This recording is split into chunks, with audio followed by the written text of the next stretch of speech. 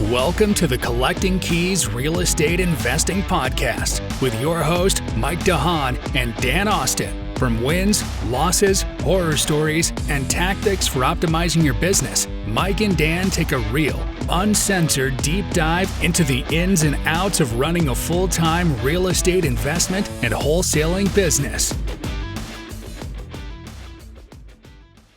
What's going on, everybody? Welcome to episode 43 of the Collecting Keys Real Estate Investing Podcast. And we have good news. We still haven't gotten it right. What's that? What haven't I gotten right? Sorry. You'll probably edit that out. Never mind. Keep it in. You'll feel more. The start, pause, and start. Yeah, exactly. Keep it for authenticity. But we have good news, though. The Oil House has finally come to a conclusion. After 6 months, it's really actually almost been 12-month trilogy, because we closed on that August 31st, right? Director's cut. That's such a funny story too. So Mike and I have been sent to collections and threatened with a lawsuit on this place because we refused to pay the remediation company. Well, let's backtrack in case anybody hasn't listened to all of our episodes. So we bought this property. It was a pretty big fixer-upper.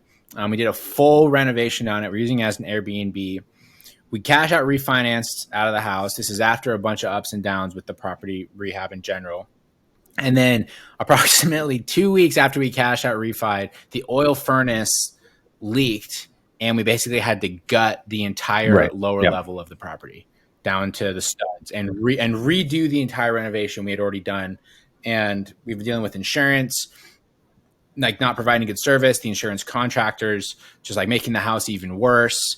This whole sort of thing. And we've been getting, I guess, not necessarily sued, but threatening with lawsuit because we were refusing to pay the insurance company's contractors ridiculous. For terrible work. Everything that they did was terrible, right? And they walked off the job and didn't finish it, even though they're claiming they did. All sorts of things happened. And I just think when you say the threatening to sue, it was funny because I had the final resolution call with their claims, what do you call them, debt collector yesterday. And he's like, this is not a threat, but they said if you don't agree to this, they're going to sue you. And I was like, that is absolutely a threat, guy. And he's like, it's not a threat. They're just saying they will sue you. I'm like, so that sounds like a threat. Him and I were in that loophole for 10 minutes. I was like, no, that's a threat. He's like, no, it's not a threat. They're just saying they will do this if you don't pay them. I was like, that's a threat. And so this guy, I think I conferenced you into 30 minutes of that phone call. And I was like, hey, dude, do you want to jump on a call with me right now? Because I was getting so frustrated with the guy. And I just wanted to see if you could, if you wanted to get some anger out, just because it was one of those things where I was just so frustrated. But the problem here is, and this is a learning lesson for those of you that do get into insurance claims, definitely do not, absolutely 100% do not let your insurance company, which they're technically not supposed to, which is a whole nother story for a future date, dispatch a remediation company. We did because the oil had been sitting there for, we didn't know how long, because the property was vacant between a week long, at least, between guests. And the reason why we found out was because a guest walked in and late at night and was like, oh, I can't even breathe. They're trying to check in because the oil smells so bad. And anyhow, so we wanted to get the oil up off the ground as fast as possible. The insurance adjuster's like, you got to get that oil up. It's going to do more damage. Are you okay with me dispatching this company? I was like, yeah, that's fine. In hindsight, we should either use our own crew or dispatched a company ourselves that's reputable within our market. This company is clearly not reputable. And so that was a big learning lesson for us. And they obviously make you sign a contract. This was a company that rhymes with Schmerv Pro, I think is how it rhymes with another brand. I think the worst part, you can put them on blast, dude. They're a public company. It's Serve Pro. It's the standard franchise, that kind of thing. And they're a freaking joke. And the thing is that's kind of known by a lot of people that they suck. And I mean, what they're going to sue our tiny podcast? Fuck them. I don't care.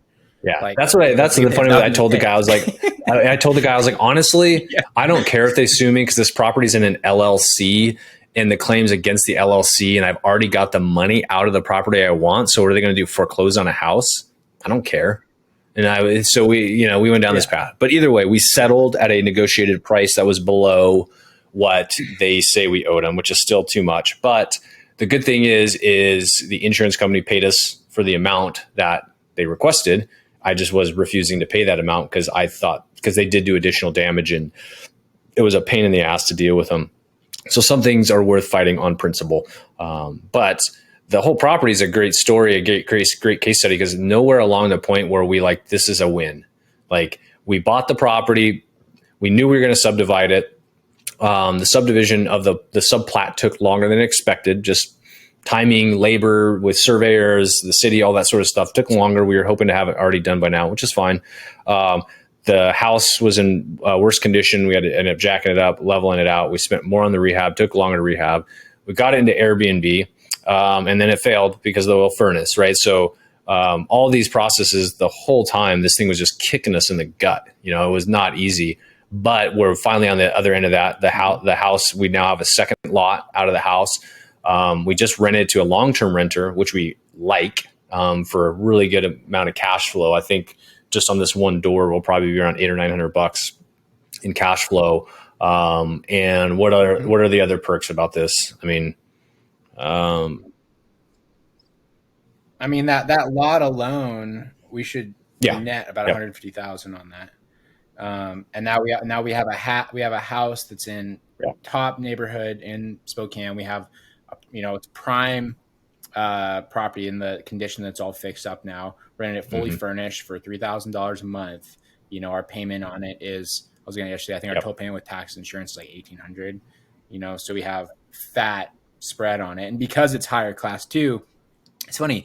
This actually got me thinking as how easily we rented that out, because there's people that like want a 6-month rental that's fully furnished while they like build their dream home or something like that.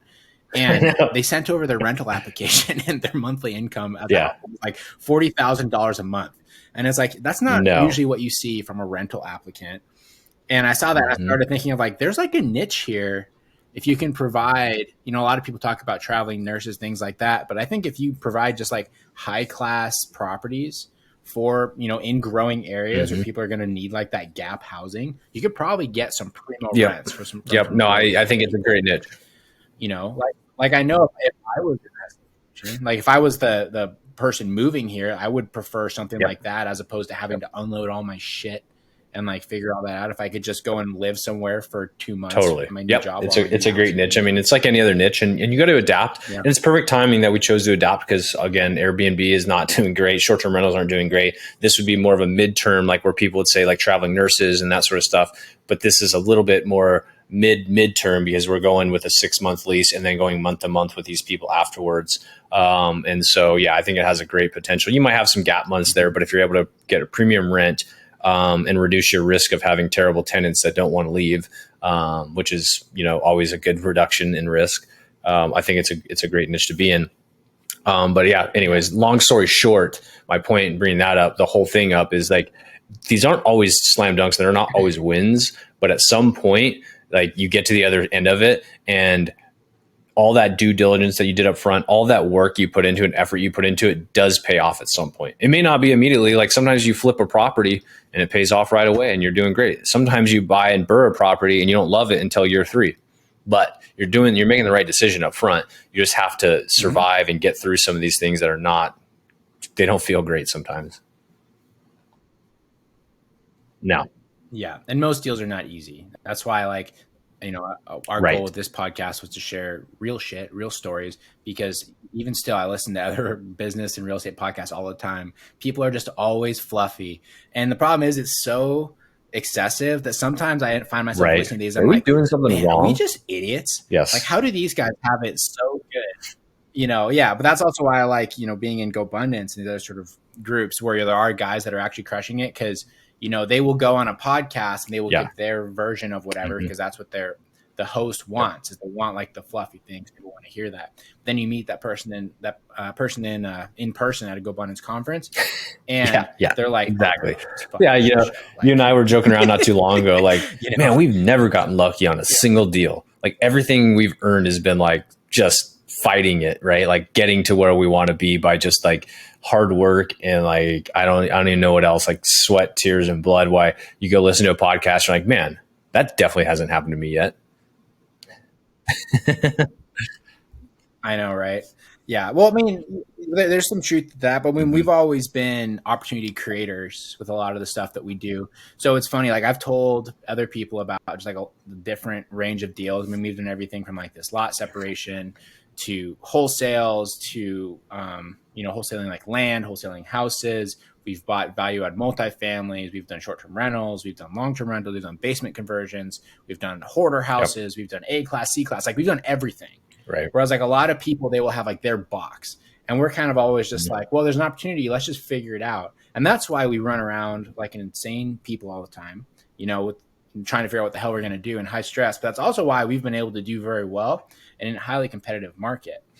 And I will also say too, because of that, I think that we approach things with kind of skepticism, and we kind of like to have different exit plans for all the different properties that we pursue. And that's also why I don't think we have like false confidence in the stuff that we do go after.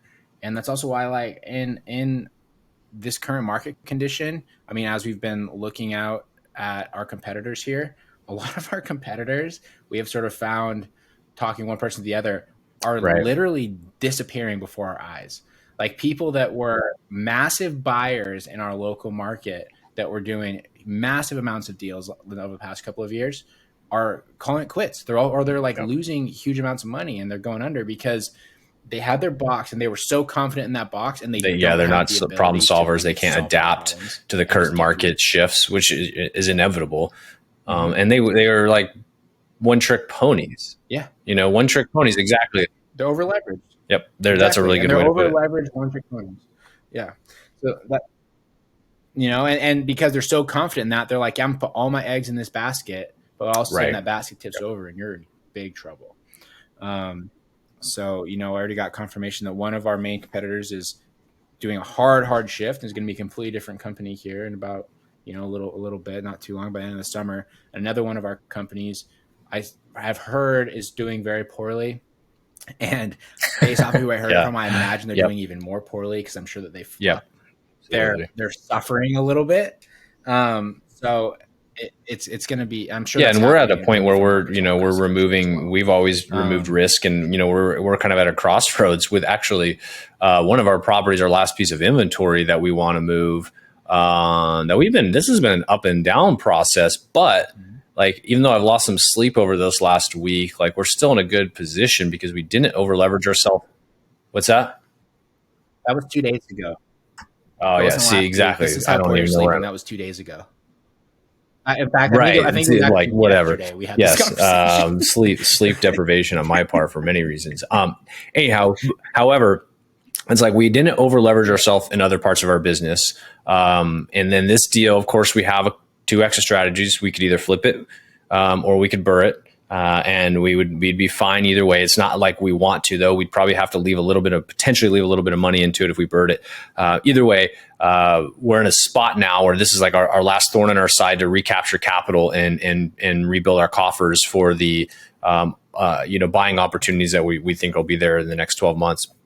So maybe you want to jump into how this worked out for us, Mike. But it was kind of a punch in the gut earlier this week, as you said 2 days ago, because we sat on a property for a couple months that we didn't need to sit on, that we've actually been sitting on since January. Well, we were planning to partner with one of the companies that's making a hard shift in what they're doing, and we kind of had a handshake deal on it. Our thought was they were better equipped to do the size of rehab. We were sort of stretched on projects at that point. We had like 4 or 5 different projects that we had on the docket that we were trying to get done. And we were like, yeah, we should partner with you guys. We'll give you guys a large portion of the upside in terms of, but in return, we want to leverage your crews and have you guys do the work. So that sounds great. It's like 6 weeks ago. 6 weeks go by. Obviously the market's changed a lot. Yeah. Their business has imploded. And now all of a sudden they're like, I know we had this deal 6 weeks ago, but sorry, sucks to suck. And, like the unfortunate thing is with that, like we're in a bad spot with it. We've lost money because of it. I mean, bottom line, we've lost profit, I should say, because of it, because we've carried it so much longer than we would have, and we made decisions based on that. It just sucks to suck, I guess.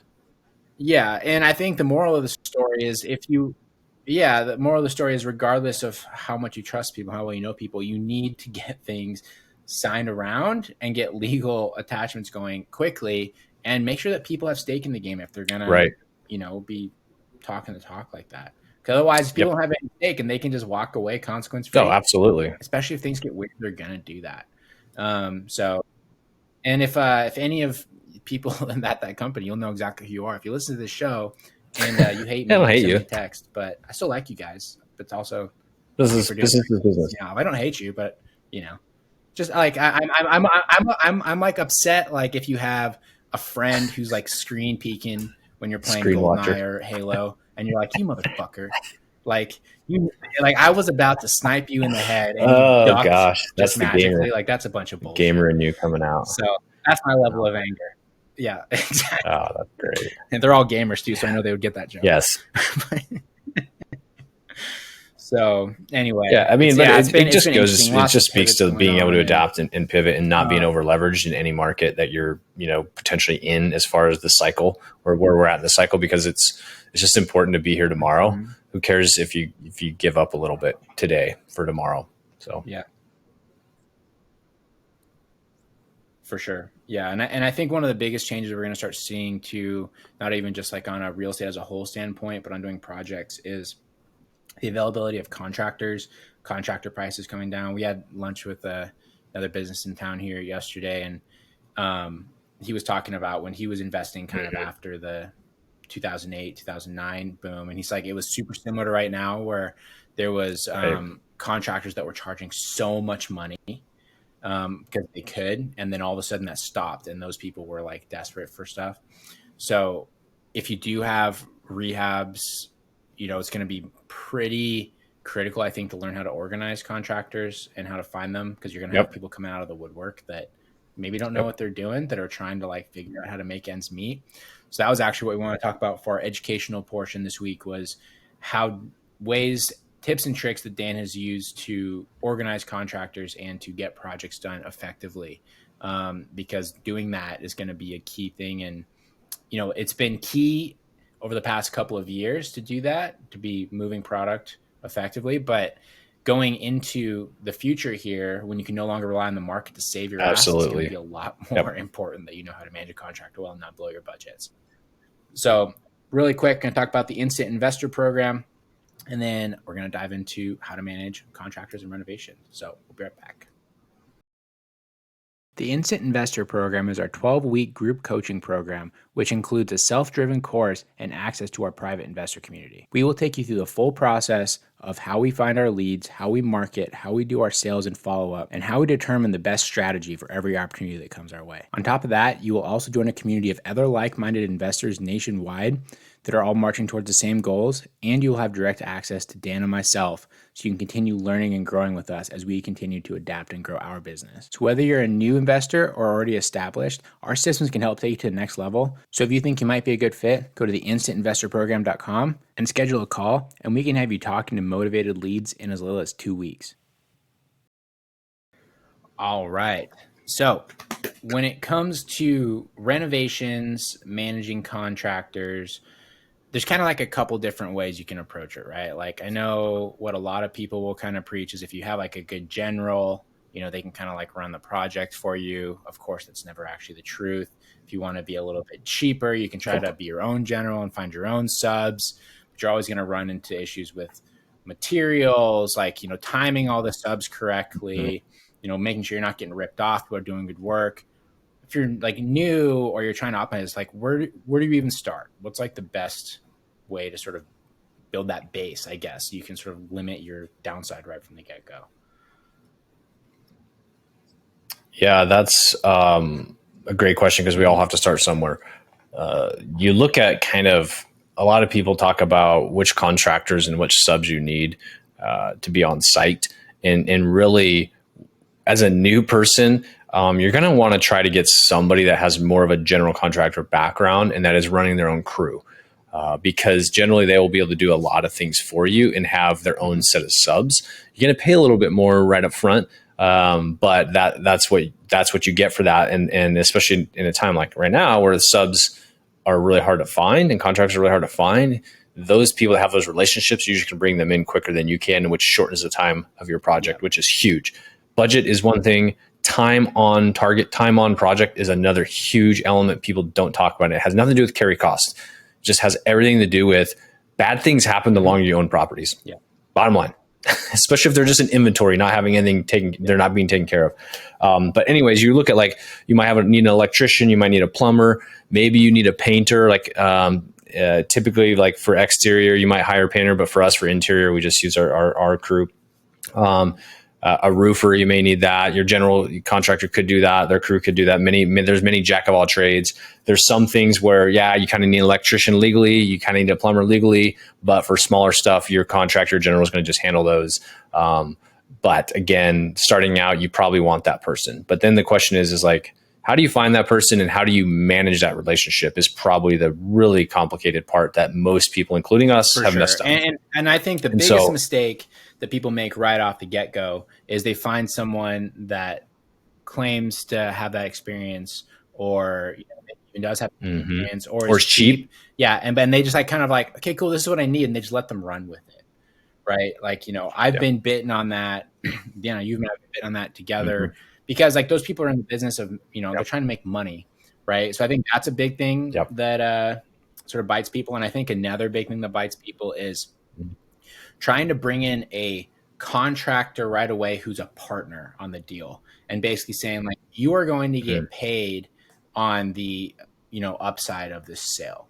Okay. Which sounds good in theory because you're not having to pay them anything. And you're like, yeah, I'm just going to do that. But if the deal starts to get shitty, they're going to be running the numbers in their head. And all of a sudden they're going to be cutting corners. They're going to be trying to make stuff as cheap as they possibly can, which will hurt your bottom line and your reputation as a flipper. So, yeah, it's got to be advantageous to them because part of it is they a lot of times, especially in the lower end of things, which let's be honest, as investors, we're not hiring premium contractors. We're not. It's just there's great contractors in our trade at our level, but they're not usually the best. They're not running massive companies because otherwise they wouldn't be doing flips with you. And I'm quick on that. But what I would say is, we're not hiring premium contractors, we're hiring good people. And when it goes back to that partnering comment I made, something I thought about, a lot of people, I've heard people say this several times, they will get super weird and they will say like, man, my contractor made more money on that deal than I did. Right. And honestly, it doesn't matter because they did do all the freaking work. Like, honestly. And you're upset that they made, $35,000 on that flip that you made $25,000, but you just kind of sat there and waited for it to be done and took some phone calls for 8 weeks, bro. You did pretty dang well for your effort. And that was going to be a point I was going to make that I was building up to was that your contractor at some point is going to be looking at things as an hourly wage because that's what they're used to working in. And that's where my comment about them not being a premium contractor where they're running a business, but they're really just looking at it as trading hours for time or hours for money. And so they're going to start doing the math in their head. So if the deal sucks, they're going to be like, well, shit, if I would have just charged per hour, I'd be way more further ahead. And they're never going to want to do a deal with you again. I think you do need to build that relationship before you bring them in as a partner because they're a partner. They're not just like an employee at that point. So anyhow, a big thing to do is interview these guys though. And I found myself many, many times not in the position to interview them. And what I don't mean by sitting down with them, I mean, have them show you some of their projects. Every good contractor that I've worked with, they pull out their phone and they get super excited. Like, check out this tile project I just did. Check out this bathroom, this kitchen I just did. And they have pictures in their phone. If they don't have pictures in their phone, I don't really want to work with them anyways, because that means it's going to be a headache for me because they don't know how to use a cell phone or they don't use it. How to use a smartphone or a computer. So I'm okay with giving up some of the old crusty guys that are really good at work for a guy that knows how to manage his technology and works with me because we are fundamentally a remote company that's based on technology.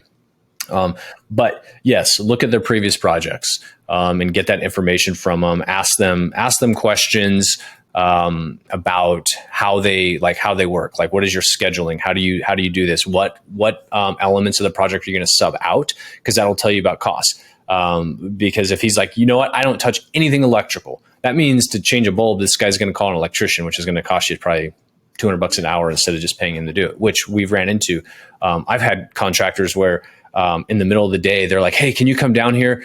We broke a pipe and it's leaking, or we broke a valve off a pipe and it's leaking. I'm like, what? Yeah. Like, not just one time on the project, 3 times on the same project, because they couldn't figure it out, and they weren't, and the GC wasn't willing to get off his ass to go down to Lowe's and buy, a new valve or something to shut the water off.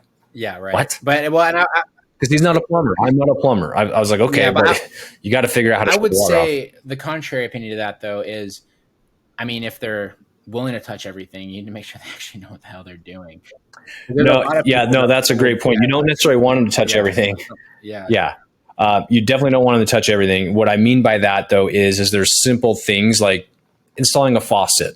That's going to be more efficient for your crew, your contractor to do than waiting for a sub like a plumber to do. But some will do that. And so that's where I ask them what tasks they will be subbing out. It also will, and then that's dovetail to why you're asking about the scheduling. Because like, how do you schedule? Like, how are you building the schedule? How are you going to do this? And if they can logically talk through that, like, well, first we're obviously going to we'd spend a couple of days on demo. Then we would bring in our drywallers to fix the drywall, do this, that, and the other. And that should be X amount of days.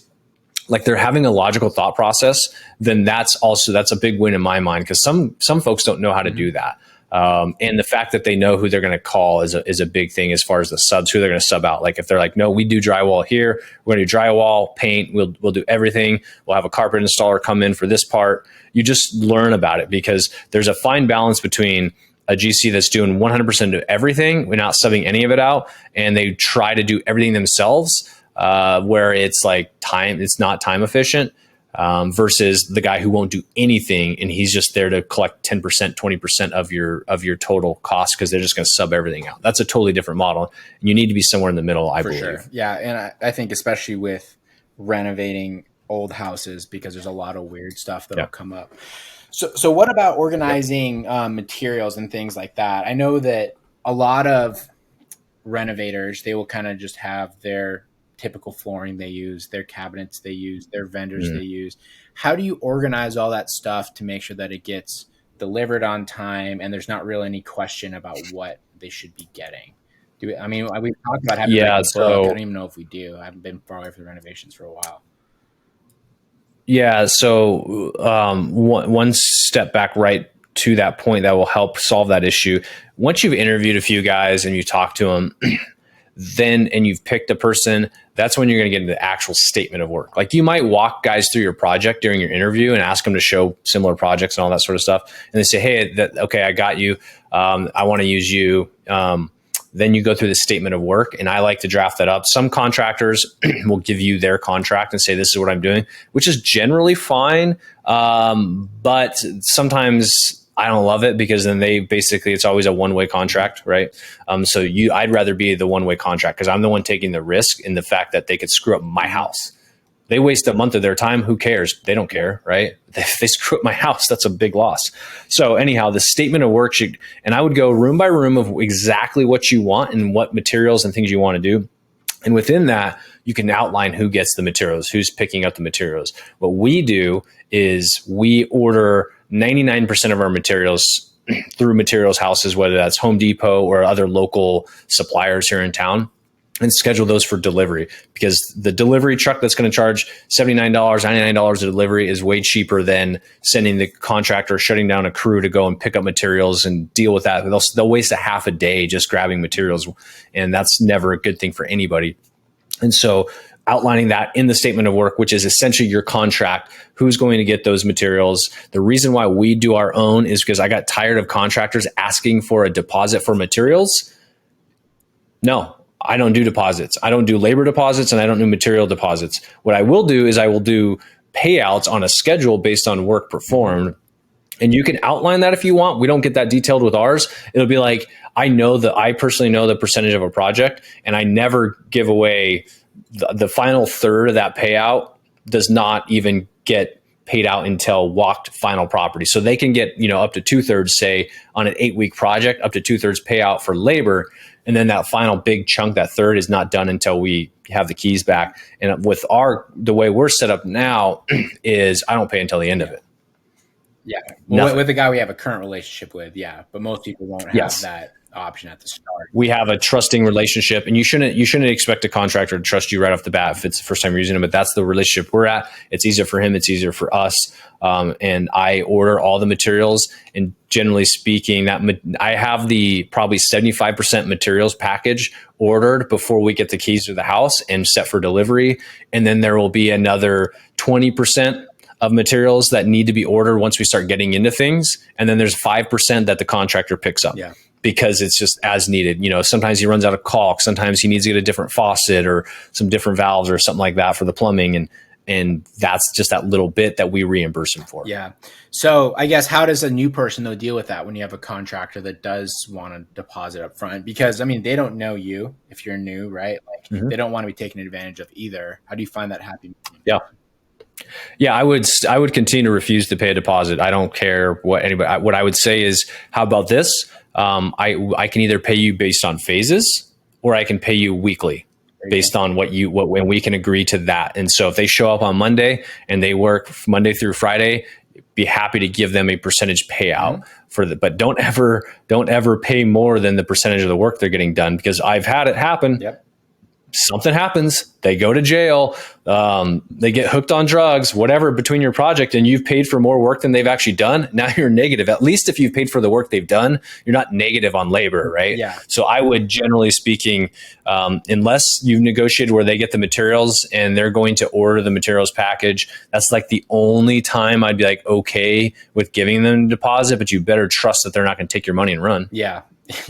That happens. Or even that 100% even worse. One of our old employees, they were doing a flip and they paid their contractor up front, and the contractor started squatting in the property and refused to leave. I forgot about that. That sucks. And in there smoking cigarettes and eating fast food and sleeping in there as opposed to doing work, and he wouldn't leave. Yeah. Which is really the next point to make, though, is how do you manage the contractor? So you've interviewed him, you pick the guy you want, you've written a statement of work and a contract. He knows exactly what he's going to be doing and what he's required to do. Then it's how do you manage that piece? And what I like to say is weekly check-ins. And put that up front and be like, hey, I plan to walk the property with you every Friday or every Monday or whatever day you want. Say that's going to be either a way we're going to disperse funds based on inspection, or it's just a good way for me to answer all the questions you have for that week or for the upcoming week, and just do that. And then as you build a relationship with your contractor, it maybe is not a walk, it's maybe a phone call. But for us, for me up until not too long ago, it was a weekly walkthrough of the property, and I can itemize any materials that were missed on the initial materials package as we're going and have them delivered ahead of time. And I can talk to the contractor and see where they're fighting things within the building and kind of understand where the schedule is going to be at, and also just being present so they know you're watching. Yeah, for sure. And, if you're doing this virtually, I think that goes, or even not even virtually, if you just don't feel like driving all the way across town, this is why it's good to have a contractor who's good with technology, like you mentioned, because you can do this via a Zoom call. You can have them send photos. Like there's so many ways you can do this digitally now. But your contractor has to be able to deal with that. And surprisingly frequently, there's a lot of guys out there that do great work. They can't even read a freaking email. So they're not going to be able to figure out how to fake it, Absolutely. Yeah, absolutely. And use technology to your advantage. There's a couple different systems and apps out there you can use. One thing I do like is generally either daily or on a couple times a week is photos of work getting done.